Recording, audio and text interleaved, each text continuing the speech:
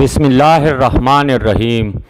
السلام علیکم میرے پیارے پیارے بھائیوں اور چھوٹے ننھے منھے بچوں، آج آپ کو ایک دل بہلانے والی کہانی کے لیے حاضر ہوں، لیکن کہانی شروع کرنے سے پہلے آپ سے ایک عاجزانہ سا گزارش ہے کہ اگر آپ میرے چینل پر نئے ہیں تو میرے چینل کو سبسکرائب کریں، اور اگر ویڈیو اچھی لگے تو لائک کریں، شیئر کریں اور بیل کے آئیکن پر کلک کریں تاکہ میری ہر نئی آنے والی ویڈیو آپ کو بر وقت مل سکے۔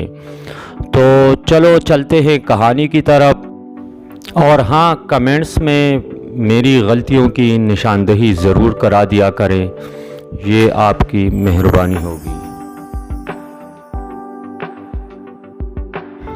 ایک دفعہ کا ذکر ہے، چین کے دور دراز دیہات میں 5 چینی بھائی سمندر کے کنارے ایک چھوٹے سے جھونپڑی میں اپنی ماں کے ساتھ رہتے تھے۔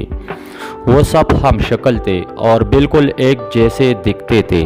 ان سب چینی بھائیوں میں کچھ ایسی خصوصیات تھی جو اور کسی میں نہیں تھی۔ پہلا چینی بھائی پورے سمندر کو نگل سکتا تھا، دوسرے چینی بھائی کی گردن لوہے کی تھی، تیسرا چینی بھائی اپنی ٹانگیں بہت دور تک پھیلا سکتا تھا، چوتھے چینی بھائی کو آگ نہیں جلا سکتی تھی، اور پانچواں چینی بھائی اپنا سانس بہت دیر تک روک سکتا تھا۔ ہر صبح پہلا چینی بھائی سمندر پر مچھلیاں پکڑنے جاتا تھا اور شام تک جتنی مچھلیاں پکڑتا تھا ان کو بازار میں جا کر بڑی اچھی قیمت پر بیچ دیتا۔ ایک دن سمندر پر جا رہا تھا تو پڑوسیوں کا ایک لڑکا بھی اس کے ساتھ ہو لیا۔ اس نے بہت منع کیا لیکن لڑکا باز نہیں آیا۔ دونوں جب سمندر پر پہنچے تو پہلے چینی بھائی نے ایک ہی سانس میں تمام سمندر کا پانی نگل لیا۔ سمندر خالی ہو گیا تو اس میں موجود تمام چیزیں واضح ہو گئی۔ تعداد مچھلیوں کے علاوہ سمندر بے شمار قیمتی خزانوں سے بھرا پڑا تھا۔ لڑکا یہ سب دیکھ کر دیوانہ ہو گیا اور دوڑا خزانے سمیٹنے کے لیے۔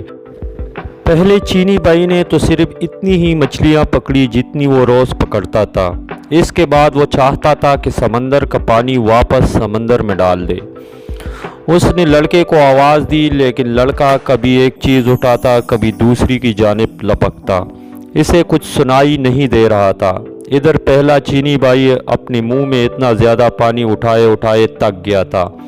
بس بہت ہو گیا لڑکے، اب واپس آ جاؤ، اس نے پھر لڑکے کو آواز دی، لیکن اس نے نہیں سنا۔ انتظار کر کے پہلا چینی بھائی جب بے حال ہو گیا اور اس کی برداشت سے باہر ہو گیا تو اس نے وہ پانی سمندر میں اگل دیا۔ اس کے ساتھ وہ لڑکا بھی پانی میں غرق ہو گیا۔ پہلا چینی بھائی جب اکیلا گاؤں واپس آیا تو گاؤں والوں نے اس سے لڑکے کے بارے میں پوچھا لیکن وہ کوئی جواب نہ دے سکا۔ گاؤں والے سب سمجھ گئے کہ اس نے لڑکے کو مار دیا ہے اور انہوں نے عدلیہ میں جا کر اس کی شکایت کر دی۔ سپاہی پہلے چینی بھائی کو پکڑ کر عدالت میں لے گئے اور لڑکے کے قتل کے جرم میں اس کو سزائے موت سنا دی۔ حضور والا، کیا میں آخری بار اپنی ماں سے ملنے جا سکتا ہوں؟ پہلے چینی بھائی نے جج سے پوچھا۔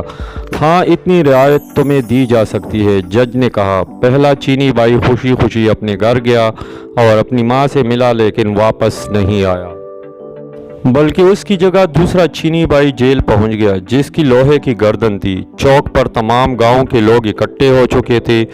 جلاد ہاتھ میں تلوار لیے مجرم کی گردن اڑا دینے کے لیے تیار کھڑا تھا۔ سپاہی مجرم کو پکڑ کر لائے اور اس کی گردن شکنجے پر رکھ دی۔ جلاد آگے بڑھا اور پوری قوت سے تلوار مجرم کے گردن پر ماری، لیکن دوسرا چینی بھائی مسکراتا ہوا اٹھ کھڑا۔ چونکہ اس کی گردن لوہے کی تھی اس لیے تلوار نے اس پر کچھ اثر نہیں کیا۔ یہ دیکھ کر گاؤں کا ہر شخص سخت برہم ہوا اور اس کو مارنے کے لیے کچھ اور طریقہ سوچا جانے لگا۔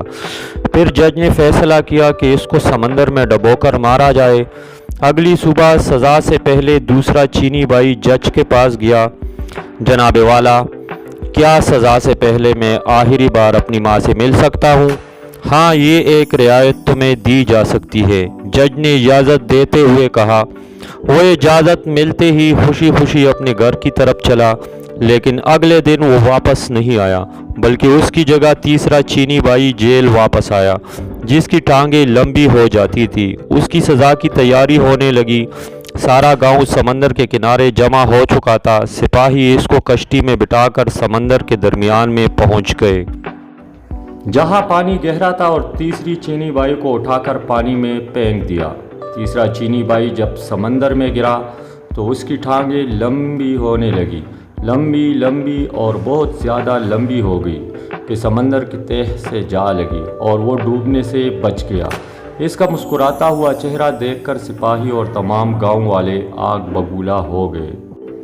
اس بار انہوں نے فیصلہ کیا کہ مجرم کو آگ میں جلایا جائے۔ اگلی صبح وہ جج کے پاس گیا۔ حضور والا، کیا میں آخری بار اپنی ماں سے مل سکتا ہوں؟ ہاں، تمہیں اتنی رعایت دی جا سکتی ہے۔ جج نے نہ چاہتے ہوئے بھی اس کو اجازت دے دی۔ وہ خوشی خوشی اپنے گھر کی طرف دوڑا، لیکن ماں سے مل کر وہ واپس نہیں آیا، بلکہ اس کی جگہ چوتھا چینی بائی واپس آیا۔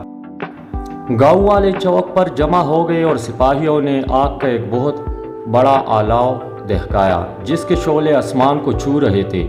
پھر چوتھے چینی بائی کو اس آگ میں دھکیل دیا گیا۔ آہ، کتنا سکون مل رہا ہے! چوتھا چینی بائی مسکراتے ہوئے بولا، کیونکہ اس کو آگ جلا نہیں سکتی تھی۔ آگ اور تیز کر دو، لوگوں نے چلا کر سپاہیوں کو کہا، اور انہوں نے آگ اور زیادہ تیز کر دی۔ چوتھا چینی بائی خوشی سے بولا۔ گاؤں کے لوگ یہ دیکھ کر سیخ پا ہو گئے۔ پھر انہوں نے فیصلہ کیا کہ اسے بدبودار جگہ پر بند کر دیا جائے تاکہ دم گھٹنے سے مر جائے۔ اگلی صبح چوتھا چینی بائی جج کے پاس آیا۔ حضور والا، کیا میں آخری بار اپنی ماں سے ملنے جا سکتا ہوں؟ ہاں، اتنی رعایت تمہیں دی جا سکتی ہے۔ جج بھی اس بار غصے سے بولا۔ اجازت ملتے ہی چوتھا چینی بائی دوڑا اپنے گھر گیا، لیکن وہ اپنی ماں سے مل کر واپس نہیں آیا۔ جب کیس کا پانچواں چینی بائی آیا، سارا گاؤں چوک پر اکٹھا ہو چکا تھا۔ ایک بند کوٹری میں بے شمار بدبودار اور زہریلی جڑی بوٹیاں اکٹھی کر کے جلائی گئی، اور پانچویں چینی بائی کو اس کوٹری میں پھینک کر تالا لگا دیا گیا۔ ساری رات تجسس میں گاؤں والے کوٹری کے باہر بیٹھے رہے۔ صبح کو جب سپاہیوں نے اس کی لاش نکالنے کے لیے دروازہ کھولا تو پانچواں چینی بائی مسکراتا ہوا باہر نکلا، کیونکہ وہ بہت دیر تک اپنی سانس روک سکتا تھا، اس لیے بدبو سے نہیں مرا۔ لوگ یہ دیکھ کر ہکا بکا رہ گئے۔ جج آگے بڑھا اور بولا، ہم نے تمہیں ہر ممکن طریقے سے مارنے کی کوشش کی، لیکن تم ہر بار بچ گئے۔ اس کا مطلب یہ ہے کہ تم بے گناہ ہو، لیکن تمہیں اس جرم سے باعزت بری کیا جاتا ہے۔ اب تم آزاد ہو۔ تمام گاؤں والوں نے بھی جج کی اس بات سے اتفاق کیا اور اس کا پیچھا چھوڑ دیا۔ وہ خوشی خوشی اپنے گھر کی طرف دوڑا، جہاں اس کی ماں اور چاروں بھائی انتظار کر رہے تھے۔ ان کی باقی زندگی ہنسی خوشی گزری۔